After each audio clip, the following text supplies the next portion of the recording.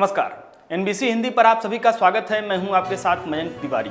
Bharatiya Janata party के दिन ही बुरे चल रहे हैं। ऐसा इसलिए क्योंकि बंगाल में ममता बनर्जी ने नाक में दम कर ही दिया है और मध्य प्रदेश की अगर बात की जाए तो पार्टी की ही एक दिग्गज नेता सरकार के पीछे पड़ गई हैं।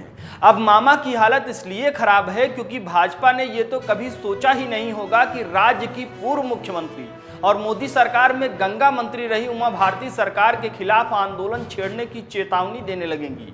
वो अफसरों को चेतावनी दे रही हैं कि सत्ता में बैठे निकम्मे और भ्रष्ट नेताओं की सुनना बंद कर दीजिए। ऐसे में सवाल ये है कि मध्य प्रदेश में सत्ता किसकी है। 19 सितंबर से लेकर 22 सितंबर तक उमा भारती ने 2 दर्जन से ज़्यादा ट्वीट करके भाजपा के नीतियों और नियंताओं को कटघरे में लाकर खड़ा कर दिया है और चेतावनी दी है कि वो किसी की कृपा से यहाँ तक नहीं पहुँची हैं। अगर आपको याद हो तो उमा भारती के नेतृत्व में ही 10 साल से मध्य प्रदेश की सत्ता में जमे दिग्विजय सिंह को भाजपा ने बुरी तरह हराया था, लेकिन मुख्यमंत्री बनने के केवल 10 महीने बाद ही उन्हें कुर्सी छोड़नी पड़ी थी। वो पिछड़ी नेता हैं और उसके बाद उन्हें पार्टी तक से निकाल दिया गया। 2011 में उनकी वापसी हुई और 2014 में जब नरेंद्र मोदी की सरकार बनी तो उन्हें गंगा मंत्री बनाया गया, लेकिन 5 साल पूरा होने के पहले ही उन्होंने इस्तीफा दे दिया और अगला चुनाव न लड़ने का ऐलान कर दिया।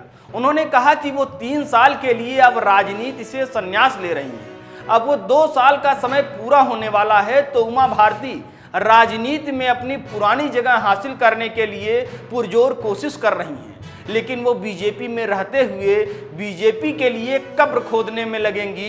इससे शिवराज सिंह चौहान ही नहीं, पूरी पार्टी सदमे में है। शराबबंदी को उमा भारती ने मुद्दा बनाया है। उन्होंने चेतावनी दी है कि अगर जनवरी तक शिवराज चौहान ने राज्य में पूर्ण शराबबंदी लागू नहीं की तो वो राज्य की महिलाओं के साथ सड़कों पर उतर जाएंगी, आंदोलन छेड़ देंगी। इतना ही नहीं, अगर मध्य प्रदेश की सरकार नाकाम रहती है तो राज्य की महिलाएं इसे लागू करने के लिए लठ भी उठा सकती हैं। उमा भारती ने इसे लेकर ट्वीट की पूरी श्रृंखला दागी है और जो हैरानी की बात है वो ये है कि वो अपने चेतावनी में उन्होंने मध्य प्रदेश के मुख्यमंत्री से पहले प्रधानमंत्री और बीजेपी को टैग किया है, इसके साथ ही राज्य के राज्यपाल और आरएसएस को भी। लेकिन जनवरी क्यों, अभी क्यों नहीं? उमा भारती ने ट्विटर पर लिखा है कि इस बीच में मेरी गंगा यात्रा भी संपूर्ण हो जाएगी। फिर सारी स्थितियों की समीक्षा के बाद 15 से 20 जनवरी 2022 के बीच करेंगे। मुझे यकीन है कि सरकार शराबबंदी का फैसला करेगी, अन्यथा फिर शराबबंदी के खिलाफ महिलाएं सड़कों पर उतरेंगी और मैं भी उसमें शामिल हो जाऊंगी। अभी तक भाजपा ने उमा भारती की मांगों को गंभीरता से नहीं लिया है, लेकिन पार्टी उमा भारती की क्षमताओं को अच्छी तरह से समझती है। उन्हें लंबे समय तक दरकिनार करना बहुत मुश्किल होगा, इसलिए प्रदेश अध्यक्ष बीडी शर्मा को बयान जारी करना पड़ेगा कि राज्य सरकार उमा भारती की मांग को गंभीरता से सुने। वो हमारी सम्मानित नेता हैं। थोड़ा पीछे चलकर देखिए तो जनवरी 2021 में मुरैना जिले में अवैध शराब पीने से कम 20 लोगों की मौत हो गई थी। उमा भारती ने इसे गंभीरता से लिया। उन्होंने तुरंत बीजेपी अध्यक्ष जेपी नड्डा को पत्र लिखा और पत्र लिखकर पार्टी शासित सभी राज्यों में शराब पर पाबंदी लगाने की मांग कर डाली। उन्होंने गुजरात और बिहार का हवाला भी दिया, जहां शराबबंदी के चलते बड़ी संख्या में महिलाओं ने नीतीश कुमार को वोट दिया। उमा भारती ने अपनी मांगों के समर्थन में 8 मार्च 2021 को एक आंदोलन का ऐलान भी किया था, लेकिन इसके बाद कोरोना की दूसरी लहर आ गई, जिसके बाद बात आई गई हो गई। बीजेपी ने भी इसे खास गंभीरता से नहीं लिया, लेकिन उमा भारती अपने ऐलान को नहीं भूली। हालांकि भाजपा में कुछ लोग ये भी कहते हैं कि उमा भारती अब किसी भी तरह बीजेपी में अपने पुनर्वास के जुगत जुगाड़ में जुट गई हैं। उन्होंने आंदोलन का ऐलान तो कर दिया है, पर इसे आगे ले जाने का समर्थन अभी उन्हें मिल नहीं रहा है और असलियत ये है कि वो जुलाई में राज्यसभा भेजे जाने की उम्मीद में थी। थावरचंद गहलोत के इस्तीफे से ये गुंजाइश भी बनी थी, लेकिन वो सीट एल मुरुगन को दे दी गई।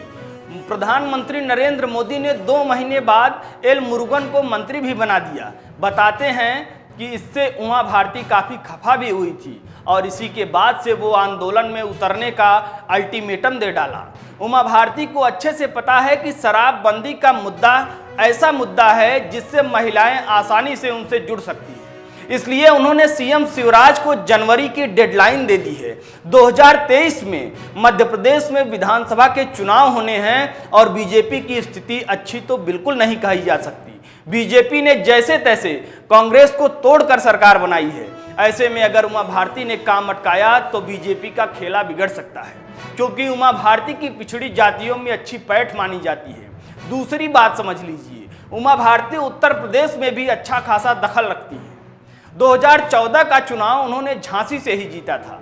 उमा भारती को करीब से जानने वाले बताते हैं कि उन्होंने एक जबरदस्त पत्ता छिपा कर रखा है और वो पत्ता तभी निकलेगा और बीजेपी के लिए असहज स्थिति बनाकर रख देगा। वो पत्ता है पिछड़ी जाति का कार्ड। उमा भारती इसे फेंकते हुए राज्य में जातीय आधारित जनगणना की मांग कर सकती हैं। इसका असर मध्य प्रदेश में जब होगा तब होगा, उत्तर प्रदेश में तो अभी के अभी बवाल हो जाएगा और बीजेपी इसे समझती भी है। बीजेपी के लिए मुश्किल ये है कि अगर वो इस मांग पर आगे बढ़ती है तो ब्राह्मण, बनिया और क्षत्रिय वोट उससे छिटक सकते हैं और इसे नकारती है तो पिछड़े नाराज हो जाएंगे। यानी हालात ऐसे हैं कि मछली न निगली जा रही है न उगली जा रही है। ऐसे में बीजेपी के पास इसके अलावा कोई रास्ता ही नहीं है कि वो उमा भारती को पार्टी में एक सम्मानजनक ओहदे पर शामिल करें। लेकिन सवाल ये है कि बीजेपी एक उमा भारती के लिए योगी आदित्यनाथ, शिवराज सिंह चौहान और ज्योतिरादित्य सिंधिया 3 लोगों को नाराज करना चाहेगी, ये तो आने वाला वक्त ही बताएगा। देश दुनिया की तमाम बड़ी खबरों के लिए NBC हिंदी को लाइक, शेयर और सब्सक्राइब करना ना भूलें।